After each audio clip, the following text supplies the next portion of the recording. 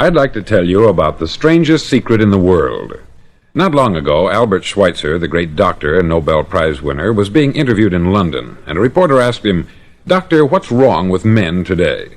The great doctor was silent a moment, and then he said, "Men simply don't think." And it's about this that I want to talk with you. We live today in a golden age. This is an era that man has looked forward, dreamed of, and worked toward for thousands of years. But since it's here, we pretty well take it for granted. We in America are particularly fortunate to live in the richest land that ever existed on the face of the earth, a land of abundant opportunity for everyone. But do you know what happens? Let's take 100 men who start even at the age of 25. Do you have any idea what will happen to those men by the time they're 65? These 100 men who all start even at the age of 25 believe they're going to be successful. If you asked any one of these men if he wanted to be a success, he'd tell you that he did. And you'd notice that he was eager toward life, that there was a certain sparkle to his eye, an erectness to his carriage, and life seemed like a pretty interesting adventure to him. But by the time they're 65, 1 will be rich, 4 will be financially independent, 5 will still be working, 54 will be broke. Now think a moment. Out of the 100, only 5 make the grade. Why do so many fail? What has happened to the sparkle that was there when they were 25? What's become of the dreams, the hopes, the plans? And why is there such a large disparity between what these men intended to do and what they actually accomplished? When we say about 5% achieve success, we have to define success. And here's the definition. Success is the progressive realization of a worthy ideal. If a man is working toward a predetermined goal and knows where he's going, that man is a success. If he's not doing that, he's a failure. Success is the progressive realization of a worthy ideal. Rollo May, the distinguished psychiatrist, wrote a wonderful book called Man's Search for Himself. And in this book he says, "The opposite of courage in our society is not cowardice, it is conformity." And there you have the trouble today. It's conformity. People acting like everyone else, without knowing why, without knowing where they're going. Now think of it. In America right now, there are over 14 million people 65 years of age and over, and about 13 million of these 14 million are broke. They're dependent on someone else for life's necessities. Now, we learn to read by the time we're 7. We learn to make a living by the time we're 25. Usually, by that time, we're not only making a living, we're supporting a family. And yet, by the time we're 65, we haven't learned how to become financially independent in the richest land that has ever been known. Why? We conform. And the trouble is that we're acting like the wrong percentage group, the 95% who don't succeed. Now, why do these people conform? Well, they don't know, really. These people believe that their lives are shaped by circumstances, by things that happen to them, by exterior forces. They're outer-directed people. A survey was made one time that covered a lot of men, working men, and these men were asked this question: why do you work? Why do you get up in the morning? 19 out of 20 had no idea. If you ask them, they'll say, everyone goes to work in the morning. And that's the reason they do it, because everyone else is doing it. Now let's get back to our definition of success. Who succeeds? The only man who succeeds is the man who is progressively realizing a worthy ideal.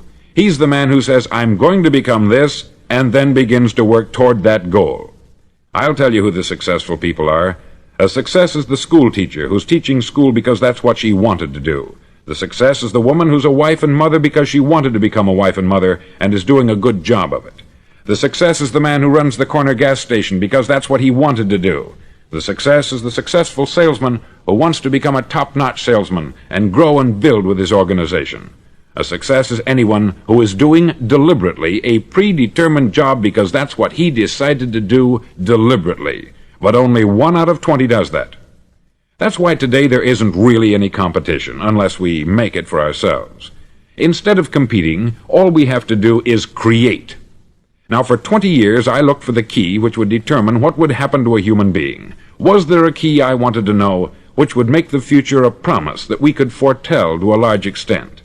Was there a key that would guarantee a person's becoming successful if he only knew about it and knew how to use it? Well, there is such a key, and I've found it. Have you ever wondered why so many men work so hard and honestly without ever achieving anything in particular, and others don't seem to work hard and yet seem to get everything? They have the magic touch. You've heard them say that about someone. Everything he touches turns to gold. And have you ever noticed that a man who becomes successful tends to continue to become successful, and on the other hand, have you noticed how a man who is a failure tends to continue to fail? It's because of goals. Some of us have them, some don't.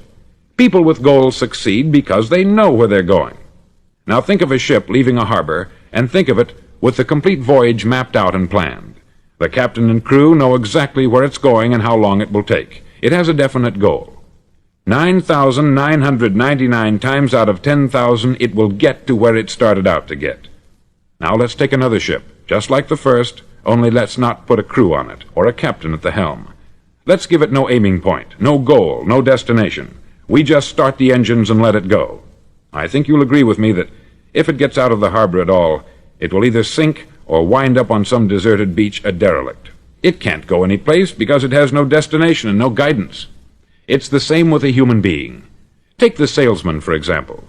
There is no other person in the world today with the future of a good salesman. Selling is the world's highest paid profession, if we're good at it and if we know where we're going. Every company needs top-notch salesmen, and they reward those men. The sky is the limit for them. But how many can you find? Someone once said, "The human race is fixed, not to prevent the strong from winning, but to prevent the weak from losing." The American economy today can be likened to a convoy in time of war.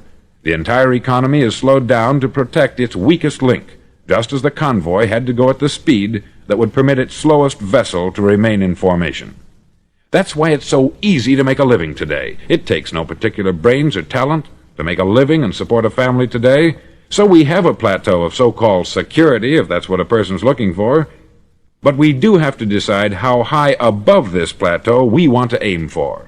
Now let's get back to the strangest secret in the world, the story that I wanted to tell you today. Why do men with goals succeed in life, and men without them fail? Well, let me tell you something which, if you really understand it, will alter your life immediately. If you understand completely what I'm going to tell you from this moment on, your life will never be the same again. You'll suddenly find that good luck just seems to be attracted to you. The things you want just seem to fall in line. And from now on, you won't have the problems, the worries, the gnawing lump of anxiety that perhaps you've experienced before. Doubt, fear, well, they'll be things of the past. Here's the key to success, and the key to failure. We become what we think about.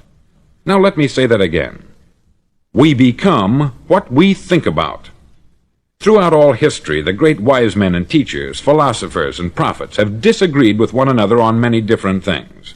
It is only on this one point that they are in complete and unanimous agreement. Listen to what Marcus Aurelius, the great Roman emperor, said. He said, "A man's life is what his thoughts make of it." Disraeli said this, "Everything comes if a man will only wait. I have brought myself by long meditation to the conviction that a human being with a settled purpose must accomplish it, and that nothing can resist a will that will stake even existence for its fulfillment." Ralph Waldo Emerson said this, "A man is what he thinks about all day long." William James said, "The greatest discovery of my generation is that human beings can alter their lives by altering their attitudes of mind." And he also said, "We need only in cold blood act as if the thing in question were real, and it will become infallibly real by growing into such a connection with our life that it will become real. It will become so knit with habit and emotion that our interest in it will be those which characterize belief." He also said this, "If you only care enough for a result, you will almost certainly attain it. If you wish to be rich, you will be rich. If you wish to be learned, you will be learned. If you wish to be good, you will be good. Only you must then really wish these things, and wish them exclusively, and not wish at the same time 100 other incompatible things just as strongly." In the Bible you read, in Mark 9:23, "If thou canst believe, all things are possible to him that believeth." Dr. Norman Vincent Peale said this, "This is one of the greatest laws in the universe. Fervently do I wish I had discovered it as a very young man. It dawned upon me much later in life, and I've found it to be one of the greatest, if not my greatest discovery, outside of my relationship to God.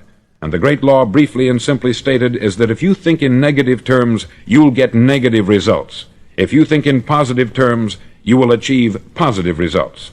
That is the simple fact which is at the basis of an astonishing law of prosperity and success. In 3 words, believe and succeed. William Shakespeare put it this way: "Our doubts are traitors, and make us lose the good we oft might win, by fearing to attempt." George Bernard Shaw said, "People are always blaming their circumstances for what they are. I don't believe in circumstances. The people who get on in this world are the people who get up and look for the circumstances they want, and if they can't find them, make them." Well, it's pretty apparent, isn't it? And every person who discovered this for a while believed that he was the first one to work it out. We become what we think about. Now, it stands to reason that a person who's thinking about a concrete and worthwhile goal is going to reach it, because that's what he's thinking about. And we become what we think about. Conversely, the man who has no goal, who doesn't know where he's going, and whose thoughts must therefore be thoughts of confusion and anxiety and fear and worry, becomes what he thinks about. His life becomes one of frustration, fear, anxiety, and worry. And if he thinks about nothing, he becomes nothing. Now, how does it work? Why do we become what we think about? Well, I'll tell you how it works as far as we know. Now, to do this, I want to tell you about a situation that parallels the human mind. Suppose a farmer has some land, and it's good, fertile land. Now, the land gives the farmer a choice. He may plant in that land whatever he chooses. The land doesn't care. It's up to the farmer to make the decision. Now, remember, we're comparing the human mind with the land, because the mind, like the land, doesn't care what you plant in it. It will return what you plant, but it doesn't care what you plant. Now, let's say that the farmer has 2 seeds in his hand. One is a seed of corn, the other is nightshade, a deadly poison. He digs 2 little holes in the earth, and he plants both seeds, one corn, the other nightshade. He covers up the holes, waters, and takes care of the land, and what will happen? Invariably, the land will return what is planted. As it's written in the Bible, "As ye sow, so shall ye reap." Remember, the land doesn't care. It will return poison in just as wonderful abundance as it will corn. So up come the 2 plants, one corn, one poison. Now, the human mind is far more fertile, far more incredible and mysterious than the land, but it works the same way. It doesn't care what we plant. Success, failure. A concrete, worthwhile goal, or confusion, misunderstanding, fear, anxiety, and so on. But what we plant, it will return to us. You see, the human mind is the last great unexplored continent on the earth. It contains riches beyond our wildest dreams. It will return anything we want to plant. Now, you might say, well, if that's true, why don't people use their minds more? Well, I think they've figured out an answer to that, too. Our mind comes as standard equipment at birth. It's free, and things that are given to us for nothing we place little value on. Things that we pay money for, we value. The paradox is that exactly the reverse is true. Everything that's really worthwhile in life came to us free. Our mind, our soul, our body, our hopes, our dreams, our ambitions, our intelligence, our love of family and children and friends. All these priceless possessions are free, but the things that cost us money are actually very cheap and can be replaced at any time. A good man can be completely wiped out and make another fortune. He can do that several times. Even if our home burns down, we can rebuild it, but the things we got for nothing, we can never replace. The human mind isn't used merely because we take it for granted. Familiarity breeds contempt. It can do any kind of job we assign to it, but generally speaking, we use it for little jobs instead of big important ones. Universities have proved that most of us are operating on about 10% of our abilities. Decide now, what is it you want? Plant your goal in your mind. It's the most important decision you'll ever make in your entire life. Do you want to be an outstanding salesman, a better worker at your particular job? Do you want to go places in your company, in your community? All you've got to do is plant that seed in your mind. Care for it. Work steadily toward your goal, and it will become a reality. It not only will, there's no way that it cannot. You see, that is a law, like the laws of Sir Isaac Newton, the laws of gravity. If you get on top of a building and jump off, you'll always go down. You'll never go up. And it's the same with all the other laws of nature. They always work. They're inflexible. Think about your goal in a relaxed, positive way. Picture yourself in your mind's eye as having already achieved this goal. See yourself doing the things you will be doing when you've reached your goal. Ours has been called the phenobarbital age, the age of ulcers and nervous breakdowns. At a time when medical research has raised us to a new plateau of good health and longevity, far too many of us worry ourselves into an early grave trying to cope with things in our own little personal ways, without learning a few great laws that will take care of everything for us. These things we bring on ourselves through our habitual way of thinking. Every one of us is the sum total of his own thoughts. He is where he is because that is exactly where he really wants to be, whether he'll admit that or not. Each of us must live off the fruit of his thoughts in the future, because what you think today and tomorrow, next month and next year, will mold your life and determine your future. You're guided by your mind. I remember one time I was driving through Arizona and I saw one of those giant earth-moving machines roaring along the road at about 35 miles an hour with what looked like 20 tons of dirt in it, a tremendous, incredible machine, and there was a little man perched way up on top with the wheel in his hands guiding it. And as I drove along, I was struck by the similarity of that machine to the human mind. Just suppose you're sitting at the controls of such a vast source of energy. Are you going to sit back and fold your arms and let it run itself into a ditch? Or are you going to keep both hands firmly on the wheel and control and direct this power to a specific, worthwhile purpose? It's up to you. You're in the driver's seat. You see, the very law that gives us success is a two-edged sword. We must control our thinking. The same rule that can lead a man to a life of success, wealth, happiness, and all the things he's ever dreamed of for himself and his family, that very same law can lead him into the gutter. It's all in how he uses it, for good or for bad. This is the strangest secret in the world. Now, why do I say it's strange, and why do I call it a secret? Actually, it isn't a secret at all. It was first promulgated by some of the earliest wise men, and it appears again and again throughout the Bible. But very few people have learned it, understand it. That's why it's strange, and why, for some equally strange reason, it virtually remains a secret. I believe that you could go out and walk down the main street of your town and ask one man after another what the secret of success is, and you probably wouldn't run into one man in a month who could tell you. Now, this information is enormously valuable to us, if we really understand it and apply it. It's valuable to us not only for our own lives, but the lives of those around us, our family, employees, associates, and friends. Life should be an exciting adventure. It should never be a bore. A man should live fully, be alive. He should be glad to get out of bed in the morning. He should be doing a job he likes to do because he does it well.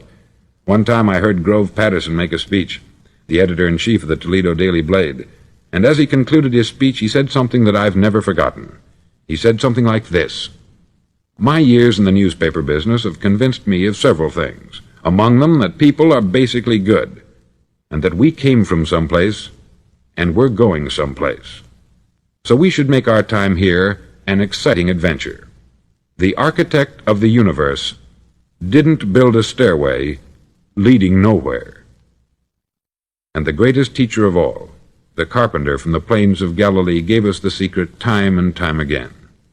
"As ye believe, so shall it be done unto you." I've explained the strangest secret in the world and how it works. Now I want to explain how you can prove to yourself the enormous returns possible in your own life by putting this secret to a practical test. I want you to make a test that will last 30 days. Now, it isn't going to be easy. If you'll give it a good try, it will completely change your life for the better. Back in the 17th century, Sir Isaac Newton, the English mathematician and natural philosopher, gave us some natural laws of physics which apply as much to human beings as they do to the movement of bodies in the universe. Now, one of these laws is that for every action, there is an equal and opposite reaction. Simply stated, as it applies to you and me, it means we can achieve nothing without paying the price. The results of your 30-day experiment will be in direct proportion to the effort you put forth. To be a doctor, you must pay the price of long years of difficult study. to be successful in selling, and remember that each of us succeeds to the extent of his ability to sell, selling our families on our ideas, selling education in schools, selling our children on the advantages of living the good and honest life, selling our associates and employees on the importance of being exceptional people, to, of course, the profession of selling itself. But to be successful in selling our way to the good life, we must be willing to pay the price. Now, what is that price? Well, it's many things. First, it's understanding emotionally, as well as intellectually, that we literally become what we think about, that we must control our thoughts if we're to control our lives. It's understanding fully that, as ye sow, so shall ye reap. Secondly, it's cutting away all the fetters from the mind and permitting it to soar as it was divinely designed to do.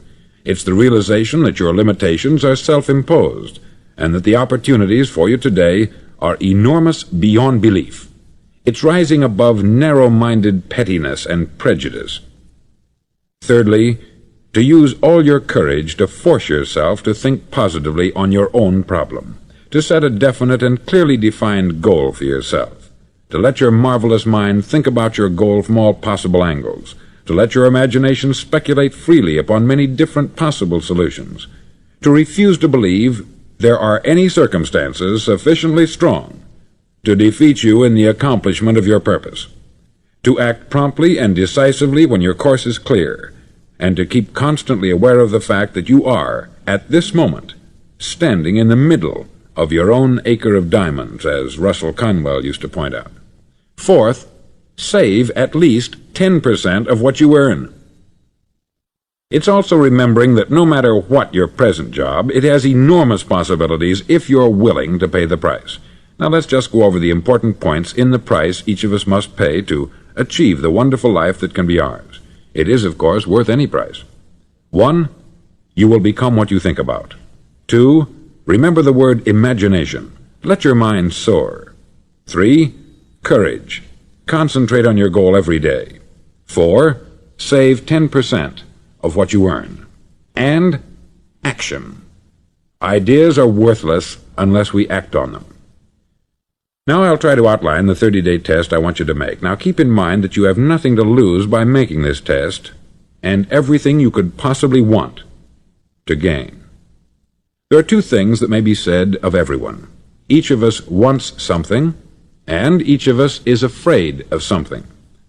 I want you to write on a card what it is you want more than anything else. It may be more money. Perhaps you'd like to double your income or make a specific amount of money. It may be a beautiful home. It may be success at your job. It may be a particular position in life. It could be a more harmonious family. Each of us wants something. Write down on your card specifically what it is that you want. Make sure it's a single goal and clearly defined. You needn't show it to anyone, but carry it with you so that you can look at it several times a day. Think about it in a cheerful, relaxed, positive way each morning when you get up, and immediately you have something to work for, something to get out of bed for, something to live for. Look at it every chance you get during the day and just before going to bed at night. As you look at it, remember that you must become what you think about, and since you're thinking about your goal, you realize that soon it will be yours. In fact, it's yours really the moment you write it down and begin to think about it. Look at the abundance all around you as you go about your daily business. You have as much right to this abundance as any other living creature. It's yours for the asking. Now we come to the difficult part. Difficult because it means the formation of what is probably a brand new habit, and new habits are not easily formed. Once formed, however, it'll follow you for the rest of your life. Stop thinking about what it is you fear. Each time a fearful or negative thought comes into your consciousness, replace it with a mental picture of your positive and worthwhile goal. There will come times when you will feel like giving up. It's easier for a human being to think negatively than positively. That's why only 5% is successful. You must begin now to place yourself in that group. For 30 days you must take control of your mind. It will think only about what you permit it to think. Each day for this 30-day test, do more than you have to do. In addition to maintaining a cheerful, positive outlook, give of yourself more than you've ever done before. Do this knowing that your returns in life must be in direct proportion to what you give. The moment you decide on a goal to work toward, you're immediately a successful person. You're then in that rare and successful category of people who know where they're going. Out of every 100 people, you belong to the top 5. Don't concern yourself too much with how you're going to achieve your goal. Leave that completely to a power greater than yourself. All you have to do is know where you're going. The answers will come to you of their own accord. Remember these words from the Sermon on the Mount, and remember them well. Keep them constantly before you this month of your test. Ask, and it shall be given you. Seek, and ye shall find. Knock, and it shall be opened unto you. For every one that asketh receiveth, and he that seeketh findeth, and to him that knocketh it shall be opened. It's as marvelous and as simple as that. In fact, it's so simple that in our seemingly complicated world it's difficult for an adult to understand that all he needs is a purpose and faith. For 30 days, do your best. If you're a salesman, go at it as you've never done before, not in hectic fashion, but with the calm, cheerful assurance that time well spent will give you the abundance in return you deserve and want. No matter what your job, do it as you've never done it before for 30 days. And if you've kept your goal before you every day, you'll wonder and marvel at this new life you've found. Dorothea Brand, outstanding editor and writer, discovered it for herself and tells about it in her fine book, Wake Up and Live. Her entire philosophy is reduced to the words, act as though it were impossible to fail. She made her own test with sincerity and faith, and her entire life was changed to one of overwhelming success. Now you make your test for 30 full days. Don't start your test until you've made up your mind to stick with it. You see, by being persistent, you're demonstrating faith. Persistence is simply another word for faith. If you didn't have faith, you would never persist. If you should fail during your first 30 days, by that I mean suddenly find yourself overwhelmed by negative thoughts, you've got to start over again from that point and go 30 more days. Gradually your new habit will form until you find yourself one of that wonderful minority to whom virtually nothing is impossible. Don't forget the card. It's vitally important as you begin this new way of living. On one side of the card, write your goal, whatever it may be. On the other side, write the words we've quoted from the Sermon on the Mount. Ask, and it shall be given you. Seek, and ye shall find. Knock, and it shall be opened unto you. Nothing great was ever accomplished without inspiration. See that during these crucial first 30 days, your own inspiration is kept at a peak. Above all, don't worry. Worry brings fear, and fear is crippling. The only thing that can cause you to worry during your test is trying to do it all yourself. Know that all you have to do is hold your goal before you. Everything else will take care of itself. Remember also to keep calm and cheerful. Don't let petty things annoy you and get you off course. Now, since making this test is difficult, some may say, well, why should I bother? Well, look at the alternative. No one wants to be a failure. No one really wants to be a mediocre individual. No one wants a life constantly filled with worry, fear, and frustration. Therefore, remember that you must reap that which you sow.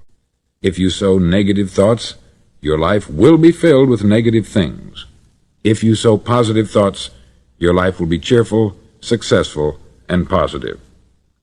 Now, gradually, you will have a tendency to forget what you've heard on this record. Play it often. Keep reminding yourself of what you must do to form this new habit. Gather your whole family about and listen to what's been said here at regular intervals. You know, most men will tell you that they want to make money without understanding the law.